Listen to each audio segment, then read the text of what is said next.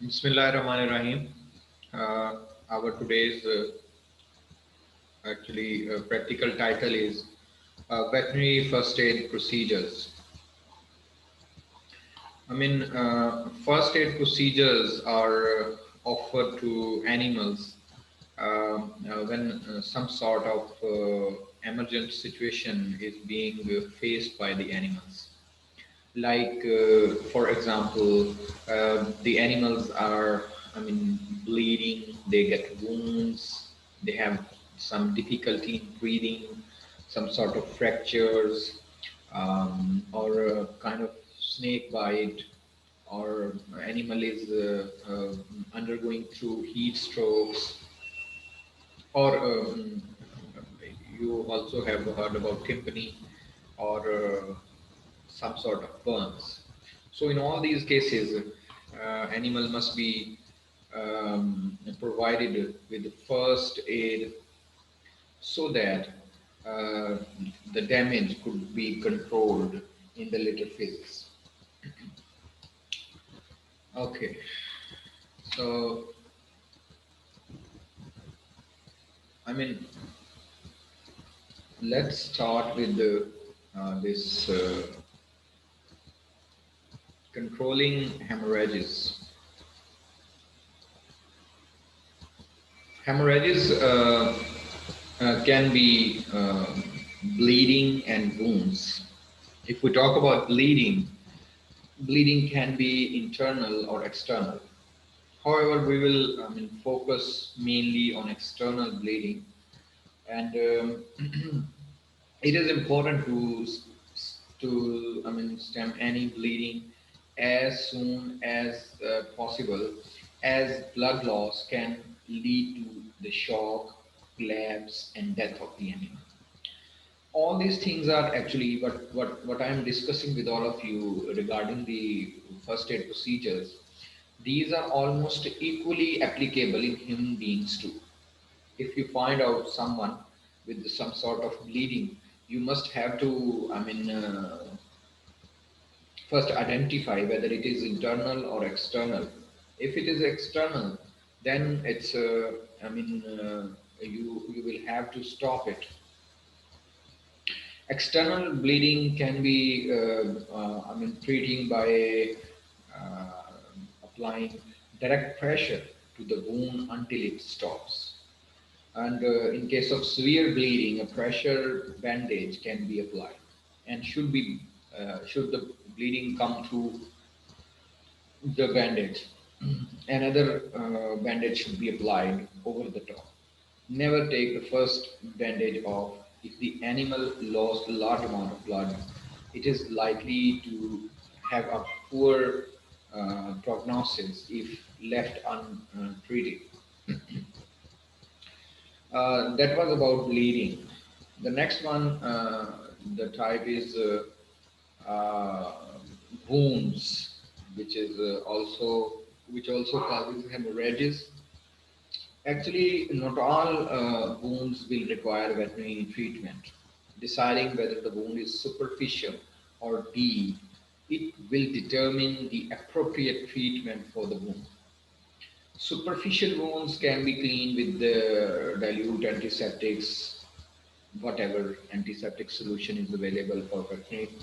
Or if you are doing this for a human being, but veterinary care, it should be sought for deep wounds.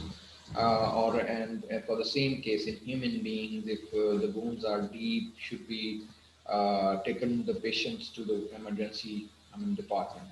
Some wounds, although they may be considered inadequate to warrant veterinary care, may, in a given wildlife situation, need to be weighed against the relative inaccessibility of veterinary care and time frame involved. The severity of the injury, it will determine the most appropriate course of action. In all cases, basic treatment and release as soon as possible is the preferred option. However, seeking veterinary care or euthanasia, it should be considered if prognosis with basic treatment is poor. So The type of, I mean, wounds can include abrasions, open wounds like cuts, and penetrating wounds, for example, animal bites or due to foreign object. The biggest problem with the wounds is the possibility of infection. So that is why these things need first aid attention. Then comes artificial ventilation. Artificial ventilation, or also called artificial respiration, it is a mean of, assisting or stimulating the respiration, external respiration and internal respiration. It may take the form of manually or it may be mechanical ventilation. If you talk about manual methods, mouth to mouth resuscitation is also part of cardiopulmonary resuscitation, that is also known as CPR in short. Um, in some situations, mouth to mouth is also performed separately. For example, in near drowning and opiate overdoses, the performance of mouth to mouth in its own is now limited in most protocols to health professionals, whereas the first aiders are advised to undertake full CPR in any case where the patient is not breathing sufficiently. So that is about mouth to mouth or manual method. Mechanical ventilation is a method to mechanically assist or replace spontaneous breathing. This may involve a machine called a ventilator or a registered nurse, physician, physician assistant, respiratory therapist, paramedic, or other suitable person compressing a bag valve, mask, or set of bellows may assist the breathing. So that was about artificial ventilation, which includes manual and mechanical ventilation. And in case of manual ventilation, CPR is done, and for mechanical ventilation, machine called ventilator is used. Now, if an animal gets his bones fractured in a fight or something like that, so what is the first aid treatment? That is the next our next portion. So, in case of fractures, because fractures are broken bones and they can be open. So, where the bone is exposed through skin or closed, and where the skin is unbroken. And the initial assessment needs to be made to determine if a fracture or dislocation has occurred by feeling for abnormalities and checking for normal range of fracture, include not using the limb.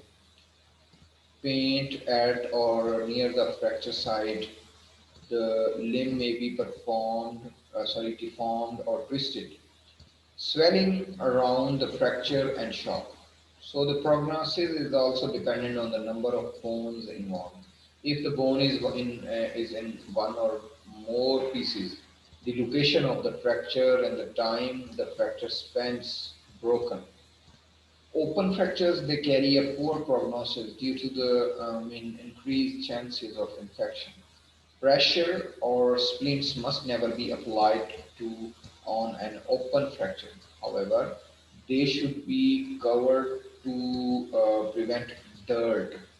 They should be covered to prevent dirt entering the wound and loss of body fluid.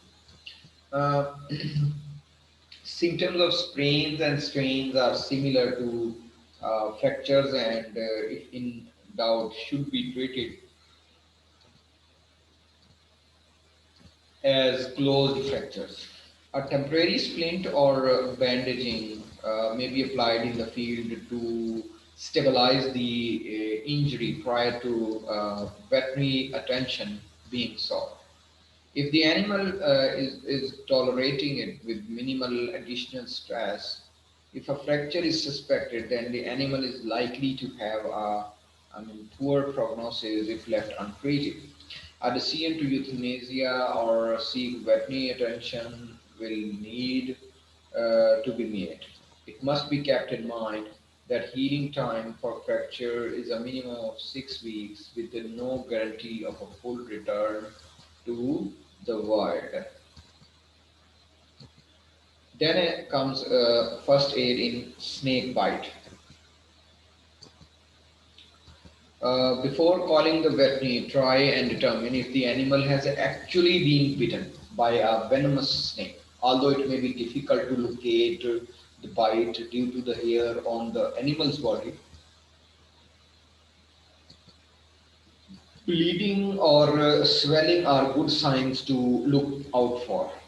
A bite from a venomous snake will leave two quite distinctive puncture wounds, which will bleed profusely in the case of a puff udder bite. A bite from a non-venomous snake will probably leave no teeth marks unless it was from a large python. Teeth marks result in multiple puncture wounds and copious bleeding. So here are some tips regarding first aid in case of snake bites. The first one is if the animal has been bitten in the nostrils or muzzle, these areas will swell, making it difficult for the animal to breathe. So pass a piece of clean tubing up the nostrils to maintain an open airway where the animal shows signs of paralysis. Breathing down the tube will help keep it alive until the veterinary arrives or veterinary assistance arrives. The second tip is keep the animal calm, as an increased heart rate will spread venom through the body much more rapidly. So let the vet come to the animal rather than trying to walk it to a more accessible spot, as this will not only increase its heart rate. Never cut the wound and try to suck out the venom. If you have a cut in your mouth, you will be poisoned as well. In the case of a cobra bite, excluding the Mozambique spitting cobra, apply a pressure bandage over the bite and wrap it with a, I mean,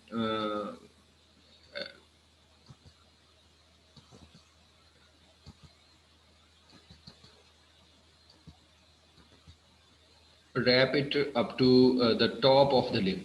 So this is not a tourniquet, as its aim isn't to stop blood flow. So, but to slow down the venom's absorption into the lymph system. If applied to a viper bite where swelling develops, this will do more harm than good. For viper and spitting cobra bites, simply keep the animal calm and seek veterinary treatment as quickly as possible. And do not apply a hot or cold compress, as this could damage the tissue even further. Also, do not administer any form of alternative treatment. The only proven treatment for snake bite is anti-venom.